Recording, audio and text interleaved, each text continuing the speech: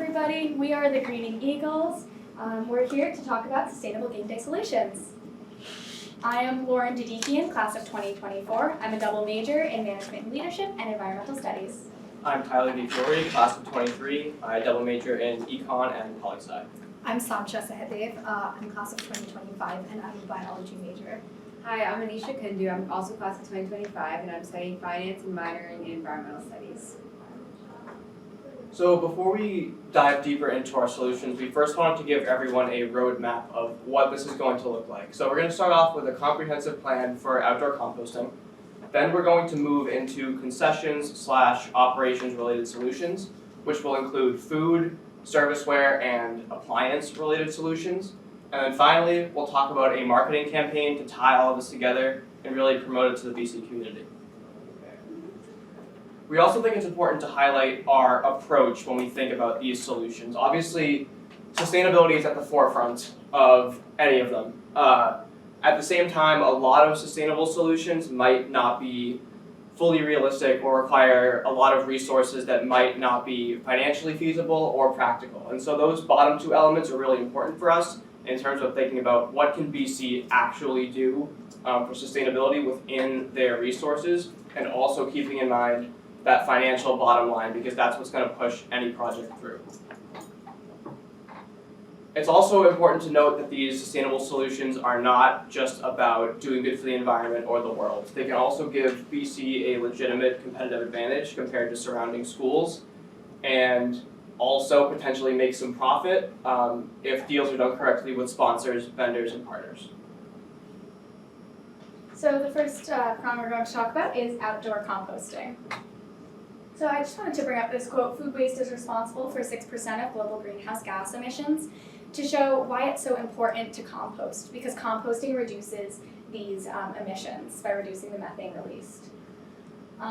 So a brief overview of what we're thinking: give out composting bags, reinstate the Green Ambassador program, incentivize composting, and work with Save That Stuff. So before we move on, just a quick note on the compost bags. We already give out trash bags and recycle bags on game day, so this would just be adding an additional bag to that. We were proposing that it's a yellow bag to keep in continuity with all of our other composting initiatives. We have yellow in the dining halls and yellow compost bins, so this would just keep the same color to reduce confusion. To reinstate the Green Ambassador program, for those of you who are not familiar, the Green Ambassador program before COVID had students going around during game day to discuss sustainability initiatives, encourage people to recycle, and give out some education on that. So we would just like to update the program a little bit and reinstate it with composting education. Basically, we would have these students go around to all the tailgates and encourage them to use their composting bags that they now have and show them what can be composted, what can't be composted, and just generally encourage that. We would also like to get the students from eco clubs, the environmental studies department, and environmental geoscience, because we believe that these students will be very knowledgeable about composting already, but also understanding that anybody can be a Green Ambassador and be educated on the subject to be able to educate others. So really including the student body and getting them excited about the program as well. Also, after the tailgates are done and people go inside, we would like the Green Ambassadors to go around and check the composting bags from the different tailgates. And for those who have composted effectively and successfully, they will get a text message. The text message will say, "You have gotten a free hot dog and a free soft drink from concessions." This will encourage people who doesn't like free stuff, so they'll be able to go to concessions and redeem this. While this may, you may think that this might be a financial burden for concessions, I would actually propose the opposite. A lot of the people who tailgate, they've already eaten and then don't end up going to concessions, but tailgaters come in a group, so if you're giving them one free hot dog and one free soft drink, they're most likely going to go and buy more things, which will increase the revenue of concessions. Lastly, we propose to work with Save That Stuff. We already work with them for our composting, waste, and recycle initiatives, and therefore it would just be an addendum to the contract instead of a new contract, which would make it a much easier process to be streamlined. Okay, so now we're going to turn our attention inside Alumni Stadium and focus more on concessions and operations related solutions. So as previously mentioned, we have 3 general areas that we're considering here: food, serviceware, and appliances, and we're going to have a solution that touches on each of those elements. So first with food. Usually when people think about sustainable food, their mind goes to fruits, vegetables, locally produced items from a farm, for example.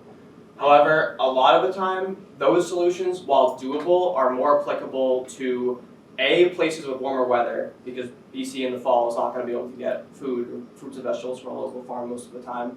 And also, it's usually reserved for places like professional stadiums that have much more resources and can actually do those sorts of projects. BC in the past, as I learned from a conversation with Beth Emery, who's here today, BC in the past has tried doing salad or chicken wraps in the past. They just really haven't sold well. And so our approach to food is more focused on the traditional game day food experience and dealing with what does BC have right now in their menu, how can we make that more sustainable rather than adding new elements.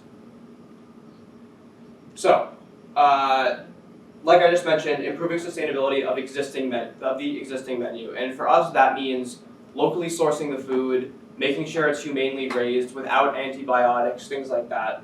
And this will build on BC Dining's fresh principles, which already exist. BC has these fresh principles which are applied to every dining hall, and Addie's in particular, which is on the second floor of Lower, is really pushing this sustainable element. And so incorporating this into the BC concessions approach is also very important. And so a lot of BC's existing game day menu is actually locally sourced. So hot dogs are locally sourced, as well as hot dog buns, ingredients for pizza, pretzels, but there are still elements that can be more local. And so the goal for this would look something along the lines of increasing the percentage of food that's sold that is local or humanely raised, or something else along the lines of the fresh principles.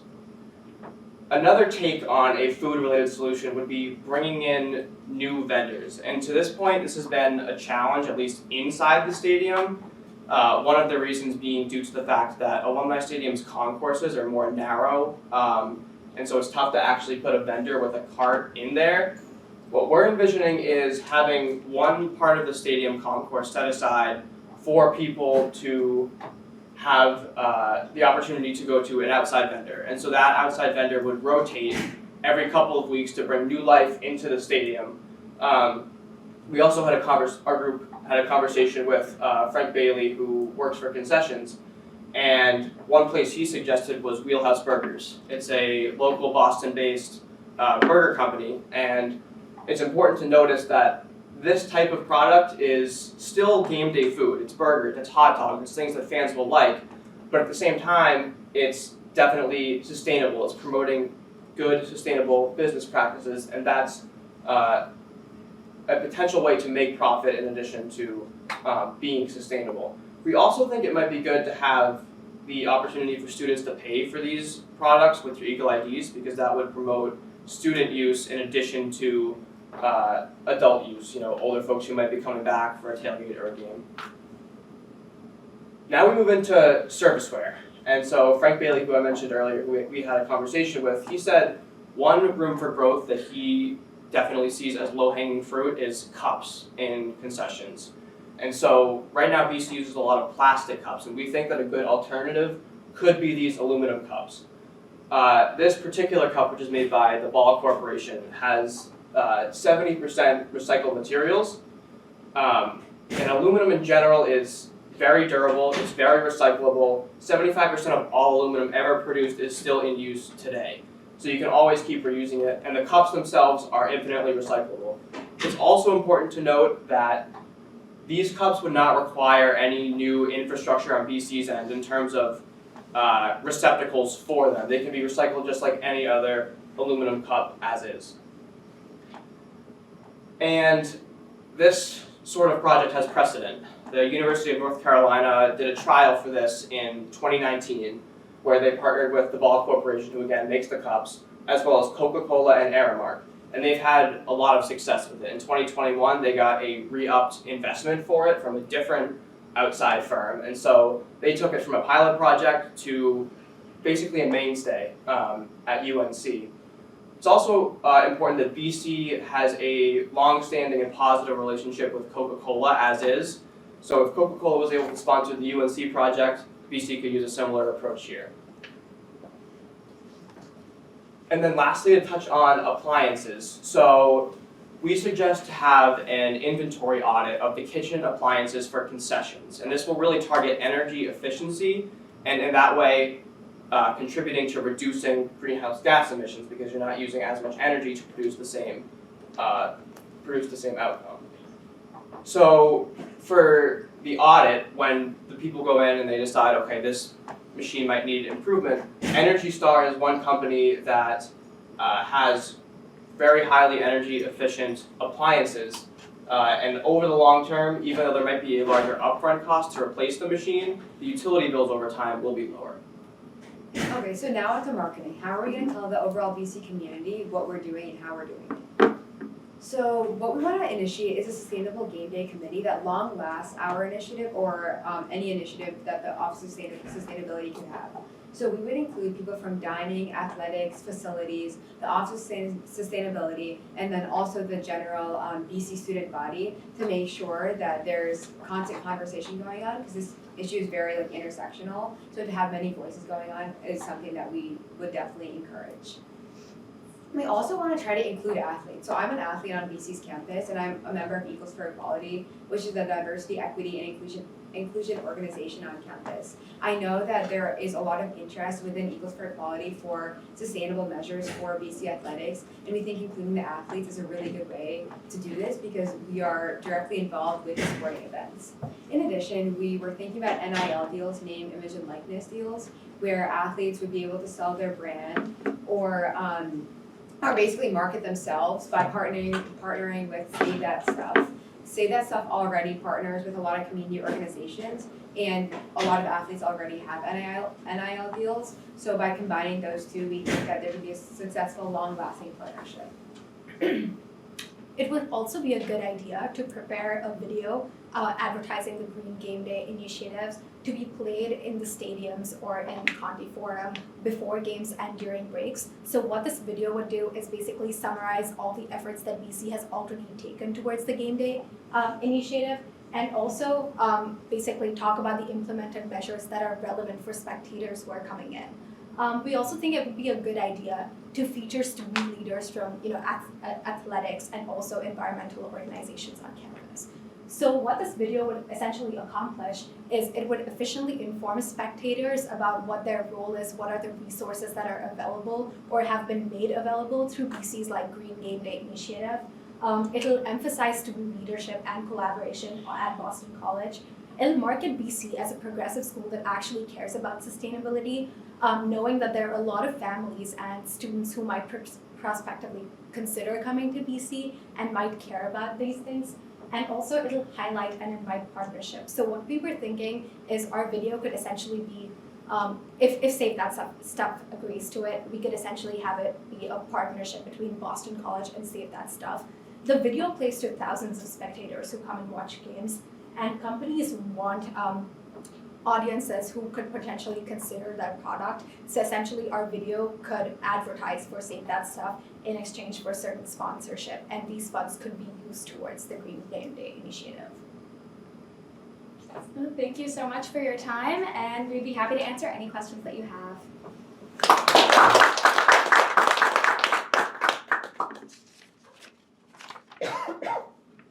So I can picture selling fresh Franks, which is the fresh marketing label for sustainability. What would be in those frankfurters or hot dogs, as you in terms of the ingredients? And you mentioned sustainably or locally produced. Are you talking about that the ingredients are produced in the region, or that they're processed and made into hot dogs and the meat might come from the Midwest or other locations? Can you speak more about that? Yeah, good question. So ideally, of course, everything is produced regionally, and usually by local, at least the fresh guidelines we talked about earlier, that usually means regional, so within New England. And for sure, I think all of those ingredients that go into the hot dog should be regional.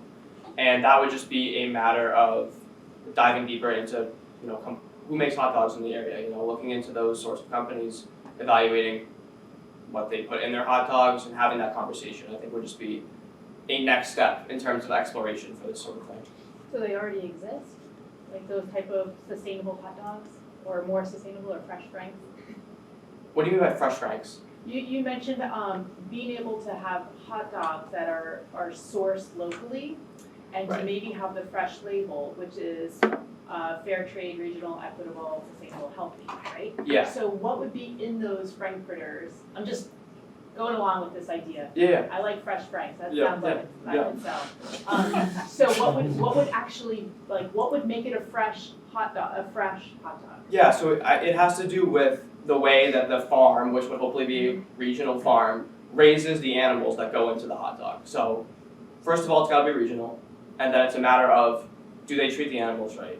Are they raised humanely without antibiotics? Those are like sort of the things that we mentioned. And so I don't personally know like what the ingredients are of a hot dog, but I would say whatever those ingredients are, it's just a matter of talking to whoever the hot dog company is to see what actually goes into it. But I think it's more, with meat being the primary ingredients, it's all about, whether it's grass-fed, if applicable there, or like I said, without antibiotics, things like that, treated humanely. I think that's all those sorts of sustainability elements that people don't think about a ton that can still be incorporated into this sort of thing. I don't know if anyone wants to add or if that answered your question.